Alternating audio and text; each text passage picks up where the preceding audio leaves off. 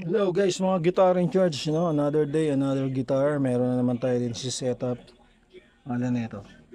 Yi Fenli. Oo, yung tatak niya. Yi Fenli. Parang Chinese eh, no? Pero, ayun. Ang beginner guitar, no? Kita niyo yung, ano niya, plastic na plastic. Ito, tsaka yung board, no? Ayun yung mga regular board ng mga beginner, no?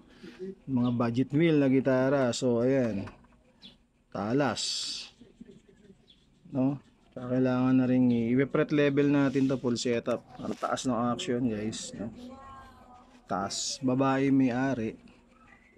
So 2 years na sa kanya, pinagtiyagaan niya to ng 2 years, no? Hindi niya pa pinapa-setup, ngayon lang niya dinala. So ayun. Tsaka may problema rin dito, hindi tumutunog. So i-check natin yan. Baka sa wiring lang, nawalan pa ng isang diba? Okay, Yifen Lee. Check natin. Setup natin yan guys. Abangan nyo lang. Alright. Ayan guys. Okay na si Yifen Lee. Nakasetup na siya. Alright. Yan yung nut niya, no? Ganda na yung feel. Hindi siya masyadong mataas. At syempre yung fret niya, bago na uli. Wala nang talas yan guys. Yan. At okay na, pickup, pinalitan natin ng pickup to. Kasi sira na talaga yung dati.